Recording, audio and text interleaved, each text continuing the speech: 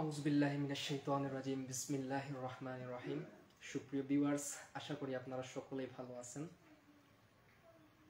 কাছের এবং দূরের, দেশের এবং প্রবাসের যে যেখান থেকে আমাদের আজকের ক্লাসে যুক্ত হয়েছেন সবাইকে আসসালামু আলাইকুম। আপনারা নিশ্চয়ই অবগত আছেন আমাদের আইডিতে চলমান এইচএসসি ইকোনমিক্সের ফ্রি লাইভ ক্লাসটি সম্পর্কে। তারই ধারাবাহিকতায় আজকে আমাদের এইচএসসি ইকোনমিক্স ফার্স্ট পেপারের দ্বিতীয় অধ্যায়ের চতুর্থ লাইভ ক্লাস নিয়ে আমরা হাজির হয়েছি। গত ক্লাসে আমরা আলোচনা করেছিলাম চাহিদা সম্পর্কে। সেই চাহিদা সম্পর্কে কিছুটা আমরা গত ক্লাসে আলোচনা করেছি, আর আজ আমরা এই চাহিদা সম্পর্কিত বাকিটুকু অংশ আলোচনা করব ইনশাআল্লাহ। মূল টপিকে চলে যাব তার আগে একটি কথা বলে নেই, যারা আমাদের সাথে যুক্ত হয়েছেন সকলে এই ক্লাসটিকে শেয়ার করে দেন যাতে অন্যরাও যুক্ত হতে পারে, তাহলেই আমরা আমাদের আজকের ক্লাসটি শুরু করে দেব ইনশাআল্লাহ। আচ্ছা, আমাদের সাথে যুক্ত হয়েছেন আরফিন, তারপরে যুক্ত হয়েছে মাহবুব। আচ্ছা, আরফিন বলতেছে আসসালামু আলাইকুম স্যার। ওয়ালাইকুম আসসালাম। মাহবুব বলতেছে হাই, তোমাকেও হাই। ভালো আছো নি? আলহামদুলিল্লাহ ভালো আছি। মাহবুব, তুমি ক্লাসটিকে শেয়ার করে দাও যাতে তোমার বন্ধুরা যারা আছে তারাও আজকের ক্লাসে যুক্ত হতে পারে। আজকের ক্লাসে আমরা আলোচনা করব কিভাবে চাহিদা সূচি থেকে চাহিদা সমীকরণ তৈরি করতে হয়। অত্যন্ত গুরুত্বপূর্ণ একটি প্রশ্ন। আমাদেরকে অনেক সময় বলতে পারে এইরকম একটা সূচি দিয়ে বলবে যে এই সূচিটি থেকে চাহিদা সমীকরণ নির্ণয় করো। ঠিক আছে, অত্যন্ত গুরুত্বপূর্ণ আজকের ক্লাসটি, তাই সকলে এই ক্লাসটি ধৈর্য ধরে প্রথম থেকে শেষ পর্যন্ত দেখবেন আমি আশা করি। তো সকলেই প্রথমে ক্লাসটিকে শেয়ার করে দেন যাতে অন্যরাও আমাদের সাথে যুক্ত হতে পারে, তাহলে আমরা আমাদের আজকের ক্লাসটি শুরু করে দিব ইনশাআল্লাহ। সবাইকে শেয়ার করে দিয়েছেন? যারা শেয়ার করে দিয়েছেন সবাই শেয়ার ডান লিখুন, তাহলেই আমরা আমাদের আজকের ক্লাসটি শুরু করে দিব। আচ্ছা, প্রথমে সবাই আমাকে এটি এনশিওর করেন যে আমার কথাগুলো শোনা যাচ্ছে কিনা এবং বোর্ডটি ঠিকভাবে দেখা যাচ্ছে কিনা। সবাই এনশিওর করেন প্লিজ। আমার কথাগুলো শোনা যাচ্ছে কিনা এবং বোর্ডটি ক্লিয়ার ভাবে দেখা যাচ্ছে কিনা সবাই একটু ক্লিয়ার করুন। আমার কথাগুলো কি শোনা যাচ্ছে? আমার কথাগুলো শোনা যাচ্ছে কিনা সবাই একটু এনশিওর করেন প্লিজ।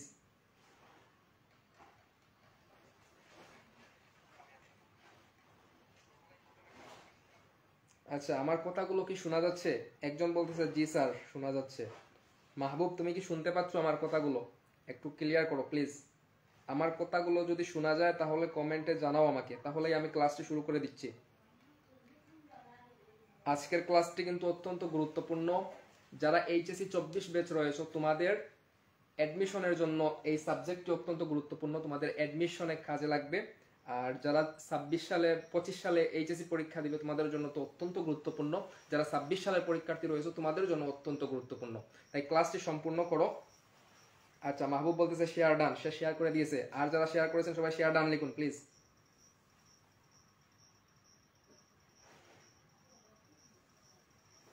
এই যে আরফিন বলতেছে শেয়ার ডান, সবাই শেয়ার ডান করে দিয়েছে। আচ্ছা, তাহলে আমরা আমাদের আজকের কাঙ্ক্ষিত ক্লাসটি শুরু করে দিচ্ছি। সবাই আমাদের সাথে থাকবেন, ঠিক আছে? আমরা আমাদের আজকের কাঙ্ক্ষিত ক্লাসটি শুরু করে দিচ্ছি। আচ্ছা, তো প্রথমেই আমরা আলোচনা করব চাহিদা সূচি থেকে চাহিদা সমীকরণ কিভাবে নির্ণয় করতে হয়। আমাদের পরীক্ষায় এইরকম একটা সূচি দেওয়া থাকবে। আমি আপনাদের জন্য এখানে একটা সূচি তৈরি করে রেখেছি। সূচিটি এই রকমের থাকবে। এখানে 100 জায়গায় অন্য কোনো সংখ্যা থাকতে পারে, 120 জায়গায় অন্য কোনো সংখ্যা থাকতে পারে, ঠিক আছে?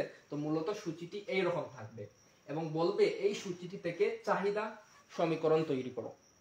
আমরা কিন্তু গত ক্লাসে আলোচনা করেছিলাম চাহিদা সমীকরণ নির্ণয়ের একটা সূত্র। দেখুন তো সবার মনে আছে কিনা চাহিদা সমীকরণ নির্ণয়ের।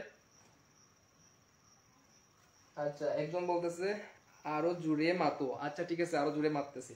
সবাই শোনা যাচ্ছে কিনা? আচ্ছা, আমরা গত ক্লাসে আলোচনা করেছিলাম যে চাহিদা সমীকরণ নির্ণয়ের একটা সূত্র আছে। আপনারা যারা গত ক্লাসটি করে আন নাই আপনারা গত ক্লাসটি করে আসবেন। আমাদের প্রথম, দ্বিতীয়, তৃতীয় তিনটি ক্লাসই কিন্তু আমাদের ইউটিউব চ্যানেল টেকনিক্যাল লার্নিং একাডেমিতে দেয়া আছে। আপনারা চাইলে আমাদের ইউটিউব চ্যানেল থেকে দেখে আসতে পারেন, অথবা আমাদের ফেসবুক আইডিতে ধারাবাহিকভাবে প্রত্যেক নিজের দিকে স্ক্রল করলেই পেয়ে যাবেন বাকি ক্লাসগুলো, ঠিক আছে? যারা বাকি ক্লাসগুলো করেন নাই আমি আপনাদেরকে বিনীতভাবে অনুরোধ করব আপনারা বাকি ক্লাসগুলো করবেন এবং এই ক্লাসটি ভালোভাবে বুঝতে পারবেন যদি বাকি ক্লাসগুলো ভালোভাবে করে থাকেন, ঠিক আছে? আচ্ছা, আমরা গত ক্লাসে আলোচনা করেছিলাম চাহিদা সমীকরণ নির্ণয়ের একটি সূত্র নিয়ে। দেখুন তো মনে আছে কিনা। সূত্রটি ছিল এইরকম।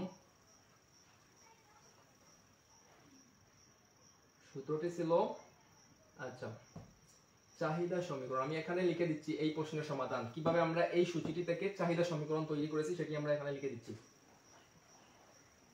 প্রথমে আমরা চাহিদা সমীকরণ নির্ণয়ের সূত্রটি এখানে বসাবো। চাহিদা সমীকরণ নির্ণয়ের সূত্র। চাহিদা সমীকরণ নির্ণয়ের সূত্রটি ছিল এইরকম, এই যে QD minus QD1 by QD1 minus QD2 equal এখানে ছিল P minus P1 P1 minus P2। এই সূত্রটি হচ্ছে চাহিদা সমীকরণ নির্ণয়ের সূত্র। আমাদেরকে চাহিদা সমীকরণ নির্ণয় করার সময় এই সূত্রটি কিন্তু মাথায় রাখতে হবে। আমি কিন্তু গত ক্লাসে এই সূত্রটি সম্পর্কে বিস্তারিত আলোচনা করেছিলাম, এই ক্লাসে অতটা বিস্তারিত আলোচনা করব না, তারপর আপনাদেরকে বেসিক একটু বুঝিয়ে দিই। এই যে এইখানে চাহিদা সমীকরণ নির্ণয়ের সূত্রের এই যে কিউডি, এই কিউডি এর মানে হচ্ছে কোয়ান্টিটি অফ ডিমান্ড, অর্থাৎ চাহিদার পরিমাণ। ঠিক আছে, কিউডি অর্থ চাহিদার পরিমাণ। আচ্ছা, আমরা এই লাইনটি আপাতত এখানে মুছে দেই, তাহলে আমরা এখানে বাকিটা লিখে দেব।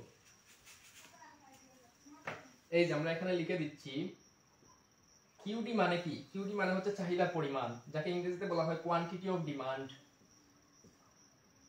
চাহিদার পরিমাণ, চাহিদার পরিমাণ। আর এই যে কিউডি1, এই কিউডি1 হচ্ছে চাহিদার পরিমাণ প্রাথমিকভাবে কত ছিল। এই যে চাহিদার পরিমাণ কিউডি, আর এই কিউডি1 এটি আমরা ধরেছি কিউডি1। কিউডি1 এখানে প্রাথমিকভাবে 100 দেওয়া আছে, অর্থাৎ 100। তাহলে আমরা লিখতে পারি কিউডি1 ইকুয়াল প্রাথমিক চাহিদা, প্রাথমিক চাহিদা, প্রাথমিক চাহিদা। এই প্রাথমিক চাহিদা এখানে দেয়া আছে 100। এইটি হচ্ছে আমাদের কিউডি1 আর এটা হচ্ছে কিউডি2। আশা করি কিউডি1 এবং কিউডি2 বিষয়টি আপনারা বুঝতে পেরেছেন। কিউডি1 হচ্ছে প্রাথমিক চাহিদা, অর্থাৎ প্রথমে যে চাহিদার পরিমাণটি রয়েছে সেটি হচ্ছে আমাদের কিউডি1। তাহলে আমরা এখানে কিউডি1 ইকুয়াল কত লিখতে পারি? 100 লিখতে পারি। তারপর রয়েছে এখানে কিউডি2 মানে কি? কিউডি2 মানে হচ্ছে কোয়ান্টিটি অফ ডিমান্ড 2 নম্বরে কত রয়েছে সেটি, অর্থাৎ পরিবর্তিত চাহিদা। প্রথমে ছিল 100, তারপর পরিবর্তন হয়ে কত হয়েছে? 120 হয়েছে। এই 120টাকে আমরা কিউডি2 মনে করি। ঠিক আছে, কিউডি2 মানে হচ্ছে কোয়ান্টিটি অফ ডিমান্ডের পরিবর্তন কতটুকু হয়েছে সেটি। তাহলে আমরা লিখতে পারি পরিবর্তিত চাহিদা। পরিবর্তিত চাহিদা কত? পরিবর্তিত চাহিদার পরিমাণ হচ্ছে 120, অর্থাৎ প্রথমে ছিল 100, তারপর হয়েছে 120। তাহলে কিউডি2 হচ্ছে 120। এই যে আমরা 120 বসিয়ে দিলাম। এবার আমাদের সূত্রের এখানে রয়েছে পি। পি মানে কি? এটি কিন্তু আমরা আগের ক্লাসগুলোতে বিস্তারিত আলোচনা করেছি। পি মানে হচ্ছে দাম, এই যে দ্রব্যের দাম পি। পি মানে হচ্ছে দ্রব্যের দাম। এবার দ্রব্যের দাম কত সেটা তো আমরা জানি না, সুতরাং আমরা দ্রব্যের দাম জায়গায় দ্রব্যের দাম লিখে দিব। এই যে পি ইকুয়াল দ্রব্যের দাম, দ্রব্যের দাম। এবার P1, কিউডি1 এর মতোই P1 হচ্ছে প্রথমে যে দামটি রয়েছে সেটি, অর্থাৎ এখানে P ইকুয়াল এখানে দেয়া আছে 10 এবং 9, তার মধ্যে প্রথমটি হচ্ছে P1 এবং দ্বিতীয়টি হচ্ছে P2। সুতরাং P1 ইকুয়াল আমরা কি লিখতে পারি? P1 ইকুয়াল দ্রব্যের প্রাথমিক দাম, দ্রব্যের প্রাথমিক দাম। দ্রব্যের প্রাথমিক দাম কত রয়েছে? এখানে দ্রব্যের প্রাথমিক দাম প্রথমে 10, অর্থাৎ 10 রয়েছে, তাহলে আমরা লিখতে পারি দ্রব্যের প্রাথমিক দাম 10। তারপর এখানে P2 মানে কি? একটু আগে বলেছি P2 মানে হচ্ছে কিউডি2 এর মতোই দ্বিতীয় নম্বরে যেটি রয়েছে সেটি হচ্ছে P2। এখানে P2 দ্বিতীয় নম্বরে 9 রয়েছে, সুতরাং আমরা এখানে কি লিখতে পারি? দ্রব্যের পরিবর্তিত দাম, দ্রব্যের পরিবর্তিত দাম। দ্রব্যের পরিবর্তিত দাম প্রথমে ছিল 10, তারপর 10 থেকে পরিবর্তন হয়ে গিয়েছে 9, অর্থাৎ এটি হচ্ছে কিউডি P2। তাহলে P2 এর মান কত? 9। এই যে আমরা এই সূত্র থেকে এগুলো মান বের করে নিলাম। এবার সবাই বুঝতে পারছেন কিনা কিভাবে আমরা এগুলোর মান বের করেছি? সবাই বুঝতে পারছেন কিনা একটু কমেন্ট করে জানান দেখি, সবাই বুঝতে পারছে কিনা? সবাই বুঝতে পারছেন কিনা? সবাই বুঝতে পারছেন কিনা তাড়াতাড়ি সবাই বুঝতে পারছেন কিনা একটু কমেন্ট করে জানান প্লিজ।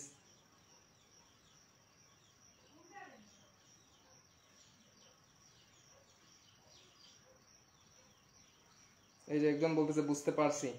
আচ্ছা মাহবুব তুমি কি বুঝতে পারছো? তুমি কি বুঝতে পারছো মাহবুব? কিভাবে আমরা চাহিদা সমীকরণ নির্ণয়ের সূত্রটির যে শব্দগুলো দেওয়া রয়েছে সেগুলোর মান বের করেছি। কিউডি ওয়ান, এই যে কিউডি ওয়ান, কিউডি হচ্ছে এটি, এখানে প্রথমে রয়েছে 100, তারপরে এটাকে আমরা কিউডি ওয়ান ধরেছি, আর দ্বিতীয় নম্বরে রয়েছে 120, এই 120কে আমরা কিউডি টু ধরেছি। তারপর এখানে রয়েছে পি, পি মানে হচ্ছে দাম, আর পি ওয়ান মানে হচ্ছে এখানে দামের পরিমাণ প্রথমে যেটি রয়েছে সেটি, আর পি টু মানে হচ্ছে এখানে দামের পরিমাণ দ্বিতীয় নম্বরে যেটি রয়েছে সেটি। তো এখানে আমরা এই যে সূত্রের মানগুলো বসালাম, এবার এই সূত্রে আমরা মান বসিয়ে দিই। সবাই তো বুঝতে পারছেন? আচ্ছা এবার আমরা সূত্রটিতে মান বসিয়ে দিব। এখানে প্রথমে রয়েছে কিউডি, কিউডি এর পরিমাণ কিন্তু আমরা জানি না, সুতরাং কিউডিটার জায়গায় আমরা কিউডি রেখে দিব। তারপর minus QD one, QD one এর মান কিন্তু আমরা পেয়েছিলাম 100, সুতরাং এখানে আমরা 100 বসিয়ে দিব। আবার নিচেও রয়েছে কিউডি ওয়ান, সুতরাং নিচেও আমরা কি বসাবো? নিচেও আমরা বসাবো 100। তারপর এখানে কিউডি টু, কিউডি টু হচ্ছে 120 আমরা পেয়েছিলাম, সুতরাং কিউডি টু এর জায়গায় আমরা 120 ব্যবহার করব। তারপর ঠিক একইভাবে এখানেও আমরা সূত্রে মান বসিয়ে দিব। প্রথমে পি, পি এর মান আমরা জানি না, সুতরাং পি বসিয়ে দিলাম। তারপর পি ওয়ান, পি ওয়ান এর মান আমরা পেয়েছিলাম 10, আমরা এখানে 10 বসিয়ে দিব। তারপর এই পি ওয়ান আবার রয়েছে, সুতরাং আমরা আবার 10 বসাবো। Minus P two, P two এর মান এখানে দেওয়া আছে 9, সুতরাং আমরা এই যে 9 বসিয়ে দিব। আশা করি সবাই বুঝতে পারছেন। সবাই বুঝতে পারছেন কিভাবে আমরা এগুলো বসালাম? আচ্ছা ঠিক আছে, এবার আমরা পরবর্তীতে চলে যাই। এবার উপরে যেটি রয়েছে সেটা আমরা সরাসরি এখানে বসিয়ে দেই, যেহেতু কিউডি এর মান আমরা জানি না, সুতরাং এই মানটা আমরা এখানে বসিয়ে দেই, কিউডি মাইনাস 100। তারপর এখানে 100 রয়েছে, এখানে 120 রয়েছে, তা 100 থেকে যদি আমরা 120 বিয়োগ করে দেই তাহলে আমাদের উত্তর কত আসে? 100 থেকে যদি আমরা 120 বাদ দিয়ে দিই তাহলে আমাদের উত্তর কত আসে? সবাই কমেন্ট করে জানান তো দেখি। সবাই কমেন্টে লিখে জানান যে 100 থেকে যদি আমরা 120 বাদ দিয়ে দেই তাহলে আমাদের উত্তর কত আসে? 100 থেকে যদি আমরা 120 বাদ দিয়ে দিই তাহলে আমাদের উত্তর কত আসে? 100 থেকে 120 বাদ দিয়ে দিলে আমাদের উত্তর কত আসে? এই যে একজন বলতেছে -20, -20 কি রাইট আনসার? সবাই একটু দেখেন তো, সবাই একটু দেখুন। আচ্ছা ঠিক আছে, আমাদের উত্তর হবে -20।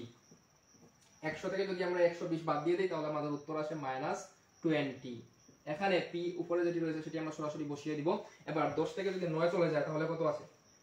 10 থেকে যদি 9 চলে যায় তাহলে আমাদের উত্তর আসে 1। এবার আমরা কি করব? এবার কি করা যায়? সবাই দেখুন তো এতটুকু পর্যন্ত বুঝতে পারছেন কিনা।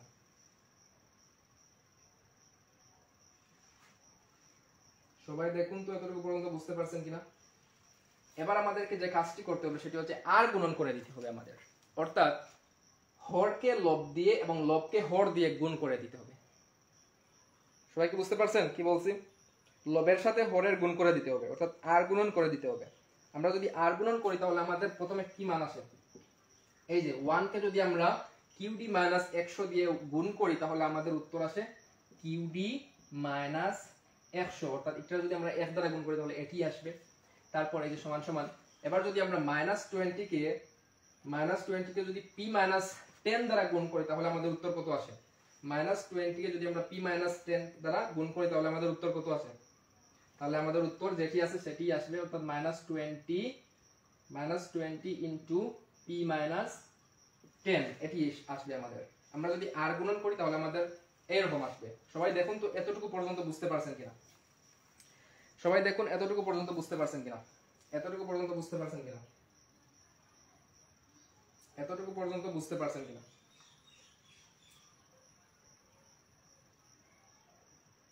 এতটুকু পর্যন্ত বুঝতে পারছেন কিনা। এবার আমরা যে কাজটি করব সেটি হচ্ছে এখানে যে কিউডি রয়েছে সেটি আমরা কিউডি সমান বসিয়ে দেই। আমরা এই জিনিসটার কাজ করব। এখানে যেহেতু গুণাকার রয়েছে এই ঠিক গুণ করে আমরা দেখব কত হয়, ঠিক আছে? এগালা যেরকম রয়েছে সেরকম আমরা বসিয়ে দিলাম। এবার -20 কে যদি আমরা p দ্বারা গুণ করি তাহলে আমাদের উত্তর কত আসে? -20 কে আমরা প্রথমে p দ্বারা গুণ করব, তারপর 10 দ্বারা গুণ করব, ঠিক আছে? তাহলে -20 কে যদি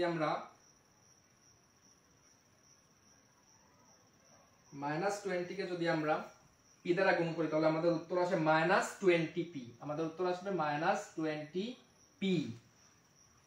এরপর আমরা যদি -20 কে +10 দ্বারা -20 কে যদি আমরা 10 দ্বারা গুণ করি তাহলে আমাদের উত্তর কত আসে? -20 কে যদি আমরা -10 দ্বারা -20 কে -10 দ্বারা যদি গুণ করি তাহলে আমাদের উত্তর কত আসে? -20 কে যদি আমরা -10 দ্বারা গুণ করি তাহলে আমাদের উত্তর কত আসে? সবাই একটু কমেন্ট করে জানান প্লিজ। আমার কাছে ক্যালকুলেটর নাই, সবাই একটু জানান যে -20 কে -10 দ্বারা যদি আমরা গুণ করি তাহলে আমাদের উত্তর কত আসে? এই যে একজন বলছে 200 আসে। আচ্ছা, উত্তর কি 200 আসে? সবাই একটু দেখুন তো, -20 কে -10 দ্বারা গুণ করে দেখুন উত্তর কত আসে।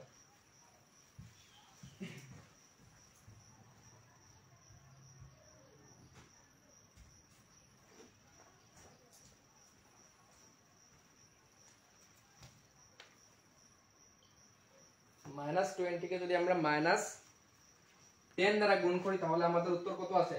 আমাদের উত্তর আসবে +10 +200 আসবে। 20 কে যদি আমরা 10 দিয়ে গুণ করি তাহলে আমাদের উত্তর আসে 10 20 এ 200, আর মাইনাসে মাইনাসে প্লাস হয়ে যাবে, সুতরাং উত্তর আসবে আমাদের +200। এতটুকু পর্যন্ত সবার ক্লিয়ার কিনা? সবাই একটু জানান, সবাই একটু জানান যে এতটুকু পর্যন্ত ক্লিয়ার কিনা।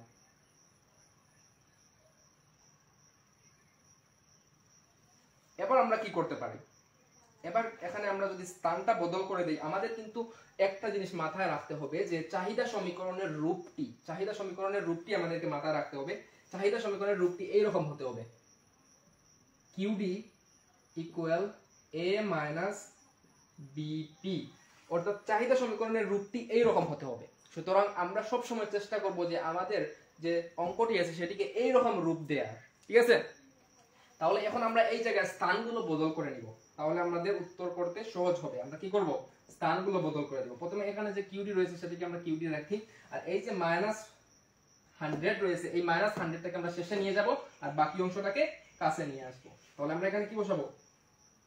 আমরা এই যে 200 রয়েছে এই 200টাকে এখানে প্রথমে নিয়ে আসি, 200, তারপর -20 কে আমরা পরে বসাই 20p, তারপর এই যে -100 রয়েছে এখানে মাইনাস আকারে রয়েছে, এখানে মাইনাস আকারে রয়েছে, সুতরাং এদিকে যদি আমরা নিয়ে যাই তাহলে এটা প্লাস হয়ে যাবে। আশা করি আপনারা পক্ষান্তরের অঙ্কগুলো বুঝেন, ঠিক আছে? স্থান বদলের সময় যেটি মাইনাস থাকবে ডান দিকে সেটি বাম পাশে গিয়ে হয়ে যাবে প্লাস। তাহলে এখানে যেহেতু -100 রয়েছে সুতরাং আমরা এটাকে কি লিখবো? +100 লিখবো, +100। এতটুকু পর্যন্ত বুঝতে পারছেন কিনা? এখানে কিন্তু আমরা স্থান বদল করেছি, কোনো ধরনের অঙ্ক করিনি, স্থানগুলো বদল করেছি যাতে আমাদের রূপটি এইরকম আসে, ঠিক আছে? এই যে আমরা QD -100 রয়েছে এই মাইনাসটাকে আমরা এদিকে নিয়ে গেছি, সুতরাং এটা প্লাস হয়ে গিয়েছে, আর এই যেটি রয়েছে সেখানে এই 200 টাকা প্লাসটাকে সামনে নিয়ে আসছি, মাইনাসটাকে শেষে নিয়ে আসছি। এতটুকু পর্যন্ত সবাই বুঝতে পারছেন কিনা? সবাই কি বুঝতে পারছেন? সবাই কি বুঝতে পারছেন? এতটুকু পর্যন্ত সবাই বুঝতে পারছেন কিনা কমেন্ট করে জানান প্লিজ।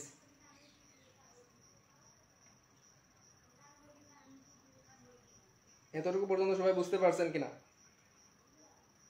এতটুকু পর্যন্ত সবাই বুঝতে পারছেন কিনা? এতটুকু পর্যন্ত সবাই বুঝতে পারছেন কিনা? আচ্ছা, এই যে একজন বলতেছে বুঝতে পারছি। আচ্ছা, আপনারা সবাই কি আছেন আমাদের সাথে? কেউ কমেন্ট করেন না কেন? কমেন্ট করেন যে আপনারা বুঝতে পারছেন কিনা, তাহলে আমরা পরবর্তীতে চলে যাব।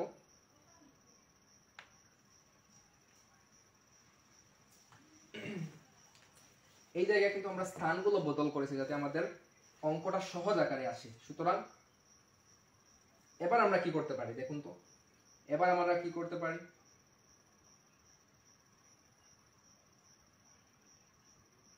এবার কি করা যায়? আমরা কি করব? আমরা প্রথমে এই যে QD রয়েছে এখানে QD আকারে সেটি বসিয়ে দিব, যেহেতু আমরা QD ইকুয়াল আমাদের রূপটা এরকম করতে হবে। তাহলে আমরা এখন কি করি? এবার আমরা এই যে রয়েছে 200 আর এই যে রয়েছে 100, তো এই 200 এর সাথে যদি আমরা 100 যোগ করে দেই তাহলে আমাদের উত্তর কত আসে? তাহলে আমাদের উত্তর আসবে 300। কত আসবে? 300। আর 20p, এটা যে রকম আছে সেই রকমই বসিয়ে দিব। তাহলে আমাদের উত্তর কত আসবে? QD ইকুয়াল 300 মাইনাস 20p, এইরকম একটা উত্তর আসবে আমাদের। দেখুন তো সবাই বুঝতে পারছেন কিনা। আমরা যদি এখানে রয়েছে প্লাস 200, এখানে রয়েছে প্লাস 100, তো এই দুটিকে যদি আমরা প্রথমে যোগ করি তাহলে আমাদের উত্তর আসবে 300। এবার 300 থেকে আমরা 20 মাইনাস থেকে বাদ দিয়ে দিব, অর্থাৎ এখানে যেটি রয়েছে 20 এখানে বসিয়ে দিব। এবার দেখুন তো আমাদের এই যে একটি লাইন এসেছে, এই লাইনটির রূপ এটির সাথে মিলে কিনা। এই যে আমরা দেখিয়েছিলাম QD এর সমীকরণ যেই রকম হয় সেটির রূপের সাথে মিলে কিনা। এই যে এখানে a এর মান এসেছে 300 এবং b এর মান এসেছে 20, আর p যেই রকম আছে সেই রকমই রয়ে গিয়েছে। আমাদের কিন্তু এই রকম রূপ বানাতে হবে, তো আমাদের এই রকম রূপ হয়ে গিয়েছে, সুতরাং আমাদের অঙ্কটি এখানেই শেষ করে দিতে হবে। অর্থাৎ চাহিদা সূচি থেকে আমরা সমীকরণটি এই রকম ভাবে নির্ণয় করব। এতটুকু পর্যন্ত সবাই বুঝতে পারছেন কিনা? আমাদেরকে সবসময় মাথায় রাখতে হবে যে আমাদের সমীকরণটির রূপ এই রকম হতে হবে। আমরা অঙ্ক করে করে এইরকম যখন রূপ হয়ে যাবে তখন আর আমরা অঙ্ক বাড়াবো না, এখানে আমরা শেষ করে দিব। ঠিক আছে, এটি হচ্ছে আমাদের চাহিদা সমীকরণ। চাহিদা সমীকরণ সবাই বুঝতে পারছেন কিনা?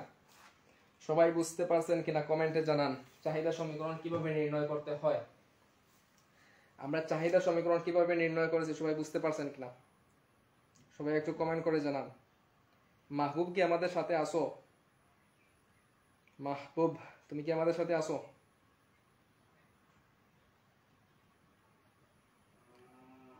আচ্ছা, চাহিদা সমীকরণ কিভাবে নির্ণয় করতে হয় সূচি থেকে সবাই কি বুঝতে পারছেন? যদি বুঝতে পারেন তাহলে আমি এটি মুছে ফেলবো তাড়াতাড়ি, আমাদেরকে পরবর্তীতে চলে যেতে হবে। সবাই কি চাহিদা সমীকরণ কিভাবে নির্ণয় করতে হয় সেটা বুঝতে পারছেন? সবাই বুঝতে পারছেন কিনা? এই যে জি ক্লিয়ার বলতেছে। আচ্ছা ঠিক আছে, তাহলে আমরা পরবর্তীতে চলে যাই। আমরা শিখলাম কিভাবে চাহিদা সূচি থেকে চাহিদা সমীকরণ নির্ণয় করতে হয়। প্রতিটি অঙ্কই কিন্তু এইরকম ভাবে আমরা নির্ণয় করব। প্রথমে চাহিদা নির্ণয়ের সূত্রটি বসাবো, চাহিদা সমীকরণ নির্ণয়ের সূত্রটি বসাবো, তারপর এই সূত্রটির মানগুলো বসিয়ে দিব, এইরকম ভাবে সূত্রগুলোর মান বসাবো। তারপর যে কাজটা আমরা করব, উপরেরটি যেরকম আছে সেরকম আমরা বসিয়ে দিব, কারণ এখানে আমরা QD এর মান জানি না। সুতরাং QD থেকে যদি আমরা 100 বিয়োগ করি তাহলে আমাদের উত্তর কত আসবে সেটা আমরা জানি না। সুতরাং আমরা এখানে যেই রকম আছে সেটি উপরেরটি সেখানে রেখে দিব, উপরেরটি সেই রকম রেখে দেব। তারপর এখানে রয়েছে 100 থেকে যদি আমরা 120 বাদ দিয়ে দিই তাহলে আমাদের উত্তর আসে -20। এখানে রয়েছে 10 থেকে 9 বাদ দিয়ে দিলে আমাদের উত্তর আসে 1। এবার আমরা কি করব, আমরা উপরেরটি যেরকম আছে সেখানে এরকম বসিয়ে দিব, অর্থাৎ আর গুণন করব। আমরা এই যে -1 কে QD -100 দ্বারা গুণ করব এবং -20 কে p-10 দ্বারা গুণ করে দিব, অর্থাৎ আর গুণন করে দিব। আর গুণন করলে আমাদের উত্তরটি এরকম আসবে, QD -100 ইকুয়াল -20 ইনটু p-10, এরকম একটি উত্তর আমাদের কাছে চলে আসবে। এবার আমরা যে কাজটি করব, এখানে এই -20 কে আমরা এই দিকেরটা যেরকম আছে সেই রকম এখানে রাখবো, আর এই যে -20 আছে এই -20 কে আমরা প্রথমে p দ্বারা গুণ করব, তারপর আমরা 10 দ্বারা -10 দ্বারা গুণ করব, তাহলে আমাদের উত্তর আসবে -20p। আর এখানে -20 কে যদি আমরা -10 দ্বারা গুণ করে দেই তাহলে আমাদের উত্তর আসবে +200। আশা করি বুঝতে পারছেন এতটুকু। তারপর আমরা যে কাজটি করেছি, এখানে আমরা স্থানগুলো বদল করে দিয়েছি, অর্থাৎ QD কে সামনে রেখেছি এবং -100 কে আমরা শেষে নিয়ে গিয়েছি, এবং এখানে যেটি রয়েছে সেটি হুবহু একইভাবে বসিয়ে দিয়েছি। ঠিক আছে, এখানে কিন্তু আমরা যেরকম আছে এরকম এটি বসিয়ে দিলেও চলবে। ঠিক আছে, সবাই কি বুঝতে পারছেন? সবাই কি বুঝতে পারছেন?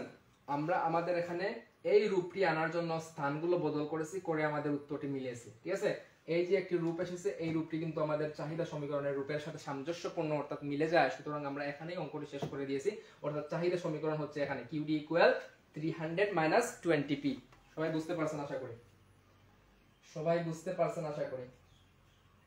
আশা করি সবাই বুঝতে পারছেন। এবার আমরা চলে যাব পরবর্তী প্রশ্নে। এতটুকু পর্যন্ত আশা করি সবার ক্লিয়ার। এবার আমরা আমাদের পরবর্তী প্রশ্নে চলে যাব। আজকের ক্লাসটি কিন্তু অত্যন্ত গুরুত্বপূর্ণ। যারা HSC 24 রয়েছে তোমাদের অ্যাডমিশনের কাজে লাগবে, পাশাপাশি তোমরা চাইলে অন্য কাউকেও এগুলো পরবর্তীতে পড়াতে পারবে। আর যারা 2025 সালের HSC পরীক্ষার্থী রয়েছে তোমাদের জন্য অত্যন্ত গুরুত্বপূর্ণ আজকের ক্লাসটি, তাই অবশ্যই ক্লাসটি সম্পূর্ণ করো, ইনশাআল্লাহ অনেক উপকৃত হবে। আচ্ছা ঠিক আছে, তাহলে আমরা পরবর্তীতে চলে যাই। এবার আমরা শিখব কিভাবে চাহিদা সমীকরণ থেকে চাহিদা রেখা অঙ্কন করতে হয়। একটু আগে আমরা আলোচনা করেছি কিভাবে চাহিদার সূচি থেকে চাহিদার সমীকরণ নির্ণয় করতে হয়।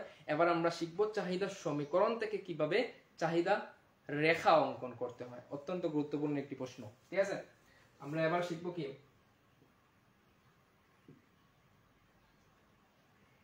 চাহিদা সমীকরণ। চাহিদা সমীকরণ থেকে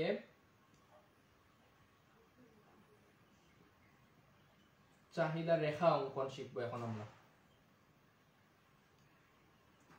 চাহিদা সমীকরণ থেকে চাহিদা রেখা অঙ্কন। মনে করি আমাদের প্রশ্নে চাহিদা সমীকরণ সমান এরকম একটা সমীকরণ দেওয়া আছে, QD ইকুয়াল 9 মাইনাস 20p, এবং নিচে আরেকটি সমীকরণ দেওয়া আছে Q ইকুয়াল আচ্ছা সবাই একটু অপেক্ষা করুন, আমি একটু আসতেছি। বাবা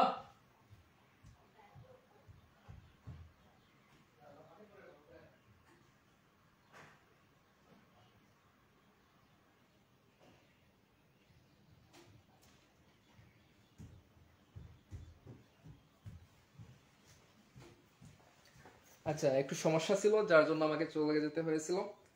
আচ্ছা এবার আমরা আলোচনা করি। আমাদের প্রশ্নে এইরকম দুটি সমীকরণ দেওয়া আছে, এইরকম দুটি সমীকরণ দেওয়া আছে, এইরকম দুটি সমীকরণ দেওয়া আছে। আমাদেরকে প্রশ্নে বলেছে চাহিদা সমীকরণ থেকে চাহিদা রেখা অঙ্কন করো। এখানে দেওয়া আছে দুটি সমীকরণ, এখানে দেওয়া আছে দুটি সমীকরণ। প্রথমটিতে দেওয়া আছে q ইকুয়াল 9 মাইনাস 2p, আর একটাতে দেওয়া আছে q ইকুয়াল 9 প্লাস 2p। এবার আমাদেরকে প্রথমে চিহ্নিত করে নিতে হবে যে এখানে চাহিদা সমীকরণ কোনটি।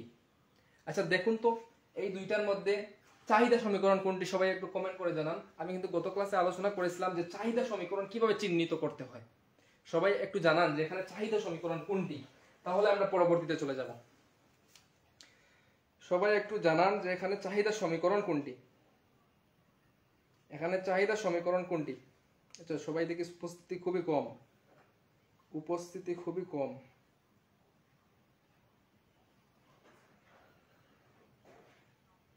সবাই একটু জানান যে এখানে চাহিদা সমীকরণ কোনটি। এখানে তো দুটি সমীকরণ দেয়া আছে, তার মধ্যে চাহিদা সমীকরণ কোনটি, চাহিদা সমীকরণ কোনটি। আচ্ছা আমি বলে দেই, আপনারা শুনুন। এখানে চাহিদা সমীকরণ হচ্ছে এই যে প্রথমটি, এটি হচ্ছে চাহিদা সমীকরণ। আমরা কিভাবে চিহ্নিত করেছি, এই যে এখানে রেখার ডাল যেটি রয়েছে সেটি হচ্ছে ঋণাত্মক অর্থাৎ মাইনাস। আমরা জানি চাহিদা সমীকরণ চেনার দুটি পদ্ধতি রয়েছে। প্রথমত সমীকরণের প্রথমেই কিউ ডি ইকুয়াল দিয়ে সমীকরণটা শুরু হবে, অর্থাৎ কিউ এর পর ডি থাকবে। কোনো কোনো সময় কিউ এর পর ডি না থেকে সরাসরি সমীকরণটি দিয়ে দিতে পারে। তো সেক্ষেত্রে আমরা কিভাবে চিহ্নিত করব, এই যে রেখার ডাল, এই যে মাঝখানে যে চিহ্নটি থাকবে সেটি হচ্ছে রেখার ডাল। আর সেটি যদি ঋণাত্মক হয় তাহলে সেটি চাহিদা সমীকরণ, আর যদি সেটি ধনাত্মক হয় তাহলে সেটি যোগান সমীকরণ। অর্থাৎ এখানে এই যে 2 নম্বরে যে সমীকরণটি রয়েছে সেটি হচ্ছে একটি যোগান সমীকরণ। আমরা কিভাবে চিহ্নিত করেছি, চাহিদা সমীকরণ চিহ্নিত করার যেরকম দুটি পদ্ধতি রয়েছে, যোগান সমীকরণ চিহ্নিত করারও দুটি পদ্ধতি রয়েছে। প্রথমত যোগান সমীকরণের প্রথমেই দেয়া থাকবে কিউ এস ইকুয়াল দিয়ে সমীকরণটি শুরু হবে। প্রথমে তো আমরা চিহ্নিত করব এই যে এস দ্বারা, এস মানে হচ্ছে সাপ্লাই অর্থাৎ যোগান, আশা করি বুঝতে পারছেন, ঠিক আছে। তারপর দ্বিতীয় পদ্ধতিটি হলো কিউ দিয়ে এইরকম সমীকরণটি দেয়া থাকবে, কিন্তু এর মাঝখানে যেটি রয়েছে এই যে ঢাল, এটি হচ্ছে পজিটিভ অর্থাৎ ধনাত্মক। রেখার ঢালটি যদি ধনাত্মক হয় তাহলে সেটি হচ্ছে যোগান সমীকরণ। তাহলে আমরা পদ্ধতি দুটি পেলাম, একটি হলো প্রথমে কিউ এর পর এস দ্বারা শুরু হবে সমীকরণ, অথবা রেখার ঢাল যেটি রয়েছে সেটি ধনাত্মক হলে আমরা বুঝবো যে সেটি যোগান সমীকরণ, আর রেখার ঢালটি যদি মাইনাস অর্থাৎ ঋণাত্মক হয় তাহলে সেটি হচ্ছে চাহিদা সমীকরণ। তাহলে এখানে যে সমীকরণটি রয়েছে তার মধ্যে চাহিদা সমীকরণ হচ্ছে প্রথমটি। আশা করি আপনারা বুঝতে পারছেন, চাহিদা সমীকরণ হচ্ছে প্রথমটি। এবার আমরা এই প্রথম সমীকরণটি থেকে চাহিদা রেখা অঙ্কন করব। কিভাবে চাহিদা রেখা অঙ্কন করতে হয় সবাই একটু দেখুন, কিভাবে আমরা চাহিদা রেখা অঙ্কন করব। প্রথমে আমরা সমীকরণটিকে বসিয়ে নিই। মনে করি আমাদের প্রশ্নে এরকম একটা সমীকরণ আছে, QD ইকুয়াল 9 মাইনাস 2p, এইরকম একটা সমীকরণ আছে। পাশাপাশি এখানে আরেকটা সমীকরণ আছে, তো আমরা সেটিতে যাব না, আমরা চাহিদা সমীকরণটিকে চাহিদা রেখা অঙ্কন করব। তো প্রথমেই আমাদের যে কাজটি করতে হবে, আমরা প্রথমেই লিখে নিব আচ্ছা, এখানে কিউডি মানে হচ্ছে চাহিদার পরিমাণ আর পি মানে হচ্ছে দাম, এগুলো কিন্তু একটু আগে আলোচনা করেছি। তো এখন আমরা কি করব, এখানে এই কিউডি এর মানটা যদি আমাদেরকে পেতে হয় তাহলে প্রথমে এই যে পি রয়েছে পি এর মানটা বের করতে হবে। অর্থাৎ এখানে পি সমান যদি 1 হয় তাহলে আমাদের মানটা কত আসবে, 2 একে 2 আর 2 9 থেকে যদি আমরা 2 বাদ দিয়ে দিই তাহলে আমাদের উত্তর আসবে 7, অর্থাৎ কিউডি সমান 7 হবে। তাই প্রথমে আমাদেরকে এই পি এর বিভিন্ন মান বের করে নিতে হবে। ঠিক আছে, তাহলে আমরা কি লিখতে পারি, আমরা লিখব পি এর বিভিন্ন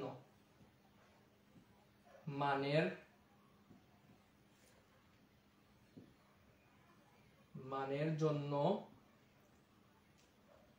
কিউডি এর মান নির্ণয় করি।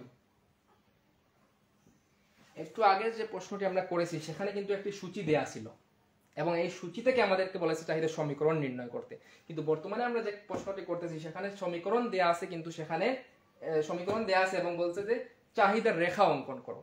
তাহলে যেহেতু সমীকরণ দেয়া আছে তাহলে আমাদের প্রথমে এই সমীকরণ থেকে একটা চাহিদার সূচি তৈরি করতে হবে এবং সূচিটি থেকে পরবর্তীতে রেখা অঙ্কন করতে হবে। তাই প্রথমেই আমরা এই চাহিদা সমীকরণটিকে মাধ্যমে একটা সূচি তৈরি করব, তারপর ওই সূচি থেকে আমরা রেখাচিত্র অঙ্কন করব। ঠিক আছে, আশা করি আপনারা সকলের সাথে থাকুন, তাহলে বিস্তারিত বুঝতে পারবেন। প্রথমে আমরা লিখব পি এর বিভিন্ন মানের জন্য কিউডি এর মান নির্ণয় করি, এই লাইনটা লিখে নিব। তারপর আমরা কি করব, আমরা লিখব পি ইকুয়াল 1 হলে কিউডি ইকুয়াল 9 মাইনাস 2 ইনটু 1, অর্থাৎ পি সমান যদি 1 হয় তাহলে এই কিউডি এর মান কত হয় সেটা আমরা প্রথমে বার করব। ঠিক আছে, যদি 1 হয় তাহলে কিউডি এর মান আসবে কত, এই যে 9 মাইনাস আর 2 একে 2, আমরা এই যে 2 বসিয়ে দিলাম। তারপর 9 থেকে যদি 2 চলে যায় তাহলে উত্তর আসে 7। তাহলে আমাদের পি এর মান যদি প্রথমে 1 হয় তাহলে আমাদের কিউডি এর মান আসবে 7। তারপর আমরা কি করি, তারপর পি এর মান যদি 2 হলে কিউডি এর মান কত হবে, কিউডি এর মান 9 মাইনাস 2 ইনটু 2, এই যে পি, এই পি এর জায়গায় আমরা এখন 2 বসিয়েছি, প্রথমে বসিয়েছিলাম 1, এবার পি এর মান যদি 2 হয় তাহলে এখানে আমরা 2 বসাবো। এবার 9 থেকে যদি আমরা 2 দুগুণে 4 4 বাদ দিয়ে দেই তাহলে আমাদের উত্তর কত আসে, 9 থেকে যদি 4 চলে যায় তাহলে আমাদের উত্তর আসে 5, তাহলে আমরা এখানে 5 বসিয়ে দিলাম। তারপর যদি পি ইকুয়াল 3 হয় তাহলে কিউডি ইকুয়াল কত হবে, 9 মাইনাস 2 ইনটু 3, অর্থাৎ পি এর জায়গায় আমরা এখন 3 বসাবো। এবার 9 মাইনাস 3 দুগুণে 6, 9 থেকে যদি 6 চলে যায় তাহলে আমাদের উত্তর কত আসে, আমাদের উত্তর আসে 3। এই যে আমরা 3 পর্যন্ত নিব, তারপর আর নেয়ার প্রয়োজন নাই।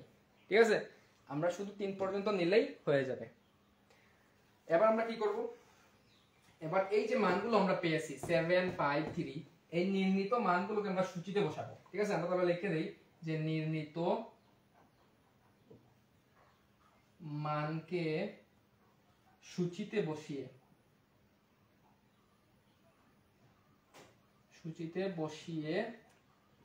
চাহিদার সূচি তৈরি করি।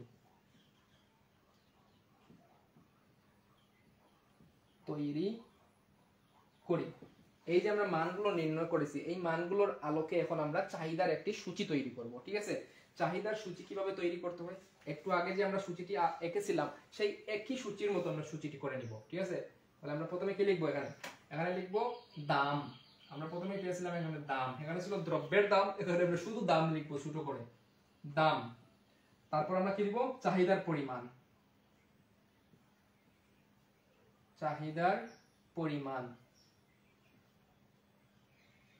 চাহিদার পরিমাণকে আমরা কি দ্বারা প্রকাশ করি, কিউডি দ্বারা প্রকাশ করি। এই যে আমরা সূচিটি প্রথমে তৈরি করে নিলাম।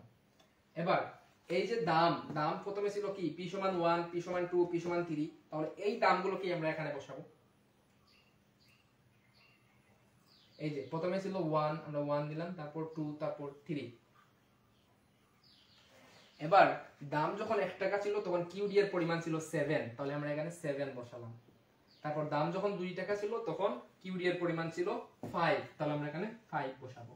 তারপর দাম যখন 3 টাকা তখন কিউডি এর পরিমাণও ছিল 3 টাকা, তাহলে এখানে আমরা 3 বসাবো দিলাম। ঠিক আছে, এতটুকু পর্যন্ত সবাই বুঝতে পারছেন কিনা, এতটুকু পর্যন্ত ক্লিয়ার কিনা সবাই বলেন, তাহলে আমরা সূচিতে চলে যাব।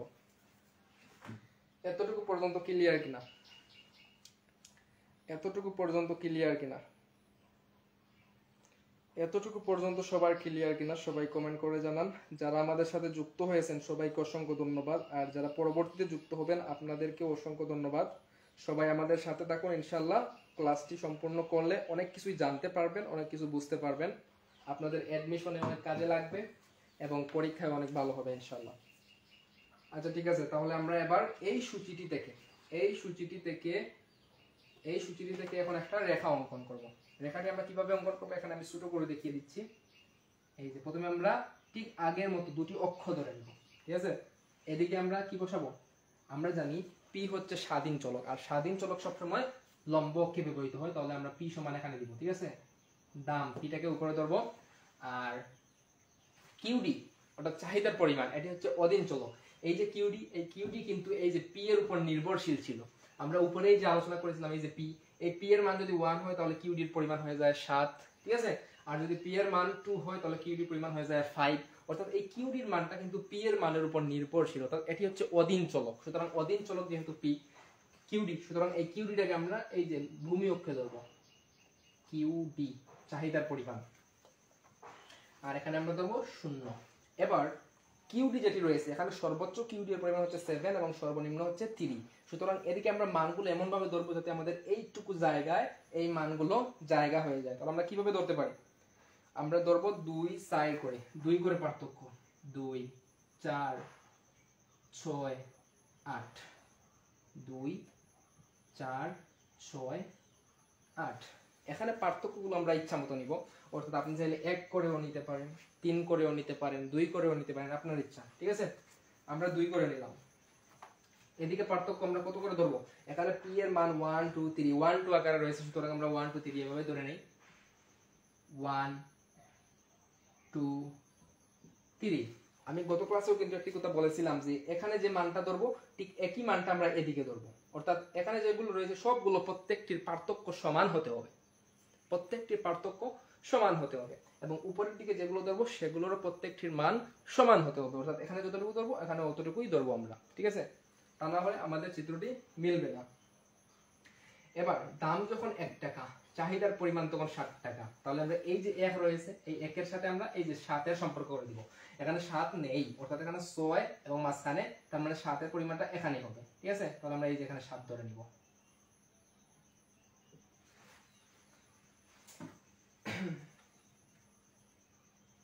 এই যে 6 এর মাঝামাঝি আমরা 7 ধরে নিই, 7। তাহলে আমরা 1 এর সাথে 7 এর এই যে এখানে মিলিয়ে দিব।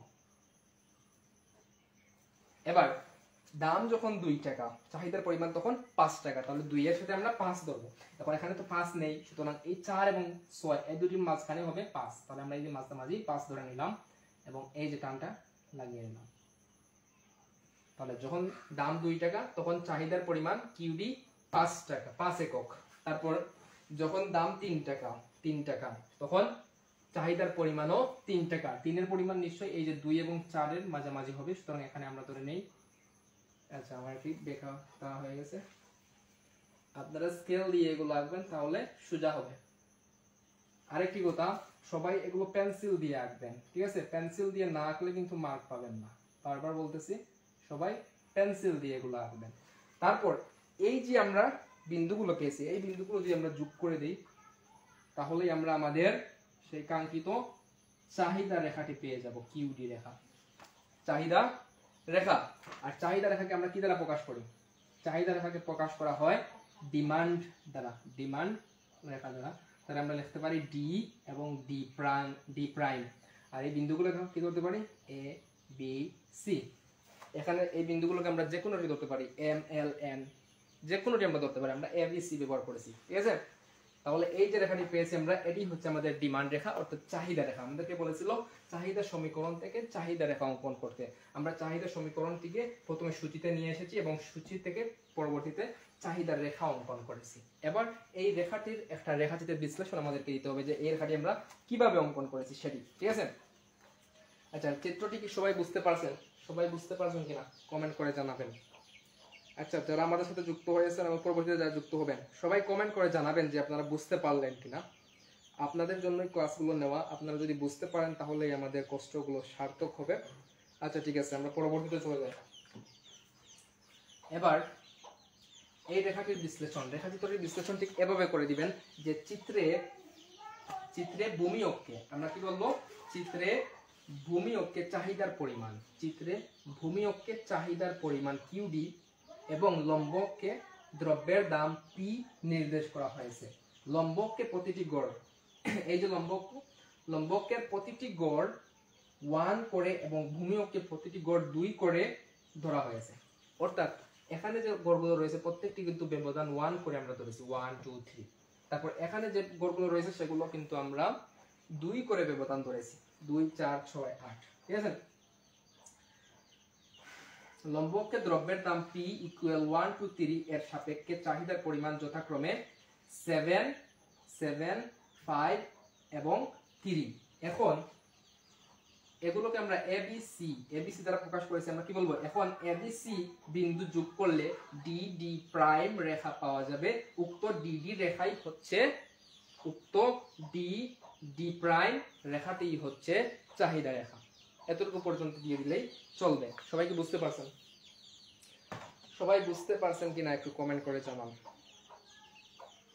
সবাই বুঝতে পারছেন কিনা? সবাই বুঝতে পারছেন কিনা আমাদের আজকের ক্লাস? আজকের ক্লাসটি কি সবাই বুঝতে পারছেন? আচ্ছা, আজকের ক্লাসটি কি সবাই বুঝতে পারছেন? আজকে কিন্তু আমরা আলোচনা করেছি, প্রথমেই আমরা আলোচনা করেছিলাম কিভাবে চাহিদার সূচি থেকে চাহিদার সমীকরণ তৈরি করতে হয়। তার পরবর্তীতে আমরা আলোচনা করেছি চাহিদার সমীকরণ থেকে চাহিদার রেখা কিভাবে অঙ্কন করতে হয়। এই এতটুকু হচ্ছে চাহিদা সম্পর্কিত বিস্তারিত। ঠিক আছে, এতটুকু পর্যন্ত সবাই বুঝতে পারছেন কিনা? এতটুকু পর্যন্ত সবাই বুঝতে পারছেন কিনা কমেন্ট করে জানান। এতটুকু পর্যন্ত সবাই বুঝতে পারছেন কিনা? এতটুকু পর্যন্ত সবাই বুঝতে পারছেন কিনা? চাহিদার কিন্তু এই হচ্ছে বিস্তারিত, অর্থাৎ চাহিদা থেকে এই কোয়ালিটির প্রশ্ন আসবে।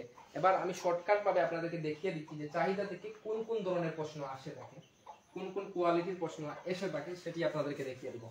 আশা করি এতটুকু পর্যন্ত আপনারা বুঝতে পেরেছেন বিস্তারিত। এবার আমি আপনাদেরকে বলবো চাহিদা থেকে কোন কোন ধরনের প্রশ্ন আসতে পারে, কোন কোন কোয়ালিটির, সেটি আপনাদেরকে বলে দিব।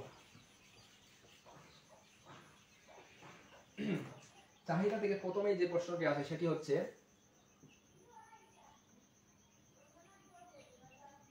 উদ্দীপকের আলোকে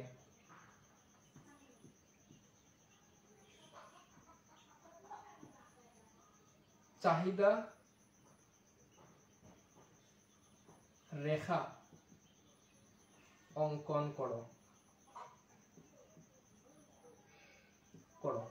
উদ্দীপকের আলোকে চাহিদা রেখা অঙ্কন করো। উদ্দীপকে কি থাকতে পারে? উদ্দীপকে একটা সূচি থাকতে পারে,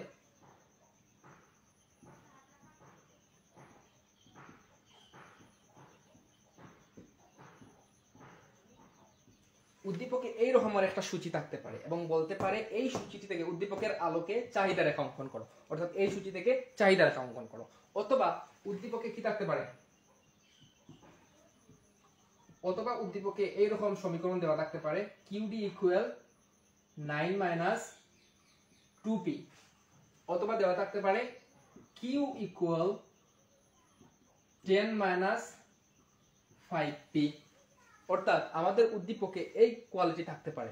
উদ্দীপকে কখনো থাকতে পারে এরকম সূচি এবং বলতে পারে এই সূচি থেকে, অর্থাৎ উদ্দীপকের আলোকে চাহিদা রেখা অঙ্কন করো, অথবা বলবে এই যে সমীকরণ দুটি দেওয়া আছে এই সমীকরণ থেকে চাহিদা রেখা অঙ্কন করো। এই কোয়ালিটির প্রশ্ন থাকবে।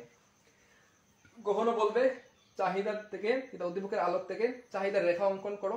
আবার আরেকটি প্রশ্ন এরকম আসতে পারে যে চাহিদা সূচি থেকে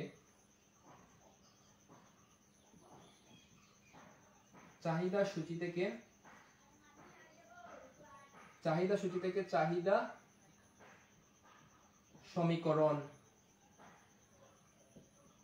সমীকরণ তৈরি করো। প্রথম প্রশ্নটি হচ্ছে যে উদ্দীপকের আলোকে চাহিদা রেখা অঙ্কন করো। উদ্দীপকে এই দুই রকমের উদ্দীপক দেওয়া থাকতে পারে এবং এই উদ্দীপকগুলো থেকে বলতে পারে যে চাহিদা রেখা অঙ্কন করো। দ্বিতীয়ত বলতে পারে যে চাহিদা সূচি থেকে চাহিদা সমীকরণ তৈরি করো।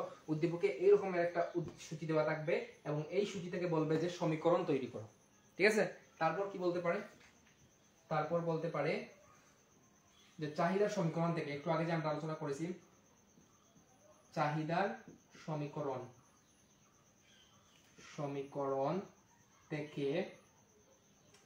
সমীকরণ থেকে চাহিদা রেখা অঙ্কন করো। রেখা অঙ্কন করো। বা বলতে পারে কি?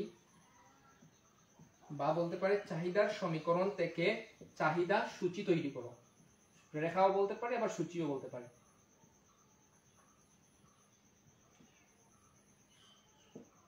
চাহিদার সূচি তৈরি করো। এই প্রশ্নগুলোর বাহিরে চাহিদা থেকে আর কোনো ধরনের প্রশ্ন আসে না। আমাদের এই পাঠের তিনটি অংশ আমরা বলেছিলাম। প্রথমে বলেছিলাম উপযোগ থেকে প্রশ্ন আসে, চাহিদা থেকে প্রশ্ন আসে, যোগান থেকে প্রশ্ন আসে, এবং পাশাপাশি সাথে ভারসাম্যের থেকেও অনেকটা প্রশ্ন আসে, আবার স্থিতিস্থাপকতা থেকেও প্রশ্ন আসে। তো স্থিতিস্থাপকতা আর ভারসাম্য এগুলো কিন্তু চাহিদা এবং যোগানের মধ্যেই পড়ে। ঠিক আছে, তো আমরা পরবর্তীতে ক্লাসে আলোচনা করব কিভাবে চাহিদার স্থিতিস্থাপকতা নির্ণয় করতে হয়, কিভাবে চাহিদার ভারসাম্য নির্ণয় করতে হয়। চাহিদার দ্বিতীয় ক্লাসটি, আজকের ক্লাসটি আপনাদেরকে আমরা চাচ্ছি এখানেই শেষ করে দিতে, আর লম্বা না করি। সবাই এতটুকু পর্যন্ত বুঝতে পারছেন কিনা? চাহিদার যে বেসিক, এই বেসিক থেকে কিন্তু এই কোয়ালিটির প্রশ্ন আসবে। এবার আমরা পরবর্তী ক্লাসে আলোচনা করব চাহিদার স্থিতিস্থাপকতা এবং ভারসাম্য থেকে কিভাবে প্রশ্ন আসতে পারে সেটি নিয়ে। তো আজকের ক্লাসটি আর লম্বা করতে চাচ্ছি না। যারা আমাদের আজকের ক্লাসে প্রথম থেকে শেষ পর্যন্ত ছিলেন সবাইকে অসংখ্য ধন্যবাদ। আজকের ক্লাস থেকে যদি আপনারা উপকৃত হয়ে থাকেন তাহলে অবশ্যই আমাদের আইডিটিকে লাইক এবং ফলো দিয়ে রাখবেন। আর পরবর্তী ক্লাসগুলো অর্থাৎ 1, 2, 3 এই তিনটি ক্লাস আপনারা যারা এখনো করেন নাই, আপনারা চাইলে আমাদের YouTube channel technical learning academy থেকে ক্লাসগুলো করে আসতে পারেন, অথবা আমাদের আইডিতে ধারাবাহিকভাবে ক্লাসগুলো দেওয়া আছে, সেখান থেকেও ক্লাসটি করে নিতে পারেন। আশা করি আজকের ক্লাসটি আপনারা ভালোভাবেই বুঝতে পেরেছেন। তারপরও যদি কোথাও বুঝতে না পারেন বা কোথাও সমস্যা থেকে থাকে তাহলে অবশ্যই আমাদেরকে কমেন্ট করে জানাবেন, অথবা আমাদের ইনবক্সে জানাতে পারেন। আজকের ক্লাসটি এখানেই শেষ করছি। সবাই ভালো থাকেন, সুস্থ থাকেন। আসসালামু আলাইকুম। দেখা হচ্ছে পরবর্তীতে কোনো ভিডিওতে, পরবর্তী কোনো লাইভ ক্লাসে, পরবর্তী কোনো টপিক নিয়ে। ততক্ষণ পর্যন্ত সবাই ভালো থাকেন। আসসালামু আলাইকুম। আল্লাহ হাফেজ।